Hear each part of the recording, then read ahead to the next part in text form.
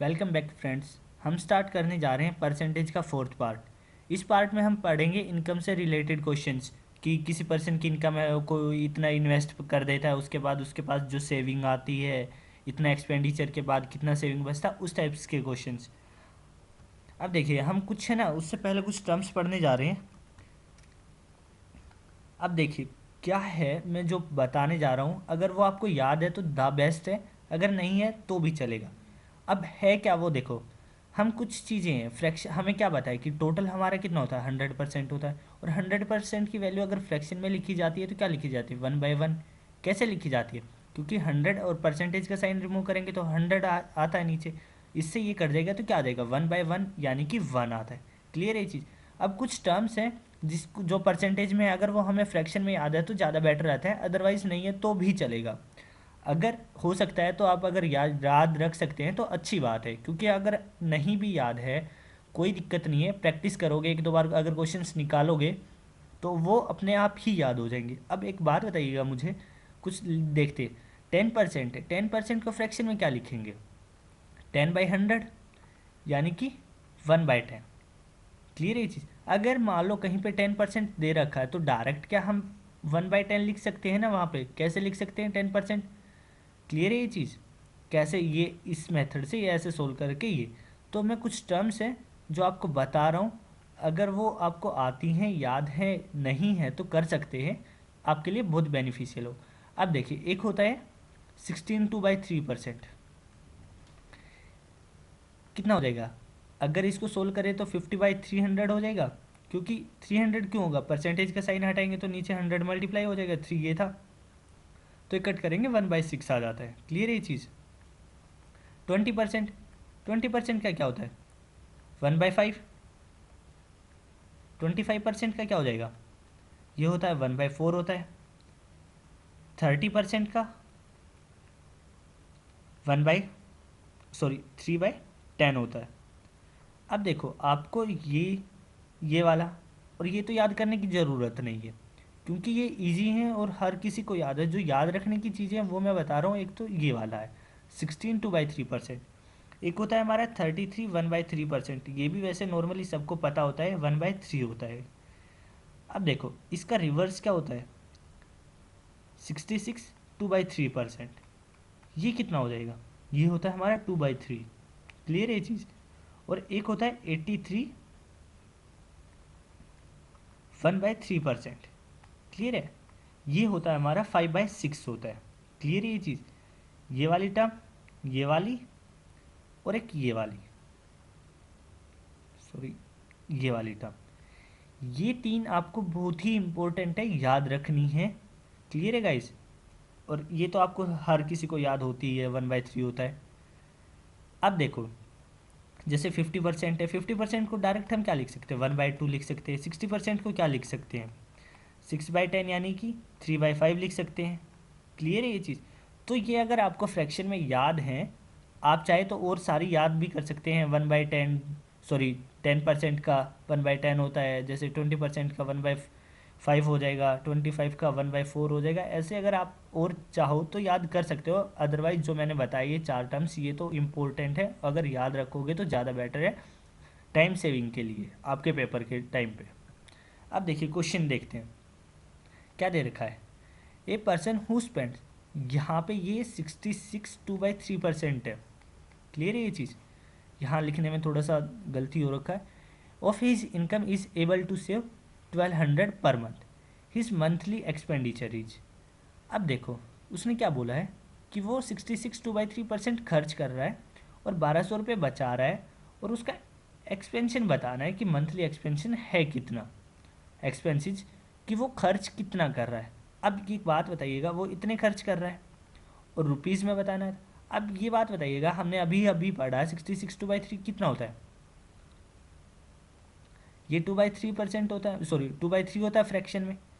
यानी कि देखो टोटल कितना होता है अपने पास, 1 होता है। अब 1 में से उसने 2/3 खर्च कर दिया तो उसने बचाया कितना, 1/3 बचाया। या तो आप फ्रैक्शन से निकाल सकते हैं, अगर परसेंटेज से निकालना है तो क्या करोगे, टोटल 100% होता है, 100 में से 66 2/3% माइनस करोगे तो क्या आ जाएगा, 33 1/3% आएगा। अब देखो टोटल क्या होता है, ये टोटल इनकम है, expenditure plus saving is equal to total income होता है।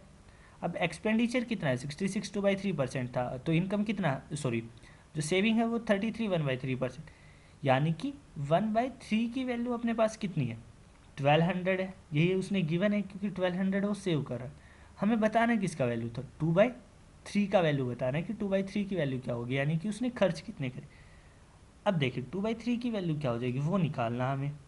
1/3 की वैल्यू है, यानी कि 1 की वैल्यू 1200 है, तो हमें 2 की बतानी है, 2 की वैल्यू कितनी हो जाएगी, 2400 हो जाएगी। क्लियर है ये चीज़। अगर आपको ऐसे नहीं आ रहा है समझ में तो देखो 1/3 की वैल्यू कितनी है, 1200 है, तो 1 की वैल्यू क्या हो जाएगी, 1200 अपॉन में 1/3। वैल्यू निकालना किसका, 2/3 का निकालना था, तो क्या लिखोगे 1200 अपॉन में 1/3 और इंटू में 2/3। तो ये क्या हो जाएगा 1200 इंटू में 3, ऊपर चला जाएगा, नीचे 1 रह जाएगा इंटू में, और यहाँ पे 2/3 आ जाएगा, 3 से 3 कट जाएगा, 12 टू जा 24, वही सेम 2400 ही आ जाएगा। जो उसने खर्च करा वो कितने रुपए खर्च करें, वो 2400 रुपये खर्च करें। समझ आ गया होगा। अब चलते हैं नेक्स्ट क्वेश्चन पे। नेक्स्ट क्या है, a person gives 20% of his income to his elder son. उसने क्या करा, 20% of his income given his to elder son, 30% of the remaining to the younger son, and 10% of the balance he would donate it to the trust. He left 10,080 rupees his income बताने, यानी कि इसका income कितनी है, 100% है total. अब उसने क्या करा है, देखो ध्यान से देखना, 100% में से 20% उसने अपने एल्डरसन को दे दिया। अगर उसने 80, टोटल 100% था, 100% में से 80%, सॉरी 20% माइनस करेंगे तो कितना बचा, 80% बच गया ना अभी उसके पास। अब वो क्या कर रहा है, 30% ऑफ द रिमेनिंग, क्लियर है ये चीज़, ऑफ द रिमेनिंग बचा हुआ, अब बचा कितना है उसके पास 80%, 80 का 30% उसने किसको दे दिया, यंगर सन को। अब देखिए सेम वही चीज़ हम कर सकते हैं दोबारा, यहाँ पे दो बार कैलकुलेशन करने की बजाय 30% उसने दे दिया, तो क्या नहीं, यानी कि दो वैल्यू बनी 100 और 70। अब उसके पास बचा कितना, 70% बचेगा ना, किसका, 80 का 70% बच जाएगा। तो 80 का डायरेक्ट 70% निकाल सकते हैं, और नहीं तो देखो 30% उसने दे दिया, यानी कि लूज़ हुआ है, कम हो गया, तो वैल्यू बनेगी मेरी 70 और 100। अब हमारे पास टोटल 80 था, हमें चाहिए क्या, कम वैल्यू चाहिए, तो कम के लिए क्या करेंगे, कम से मल्टीप्लाई कर देंगे, इससे जीरो से जीरो कट जाएगा, यानी कि अब उसके पास बच गए 56। देखो पहले उसके पास कितना था, 100 था, फिर उसके पास बचा 80 20% देने के बाद। अब उसने 30% ऑफ द रिमेनिंग दे दिया, तो उसके पास बचा कितना, 56 बचा।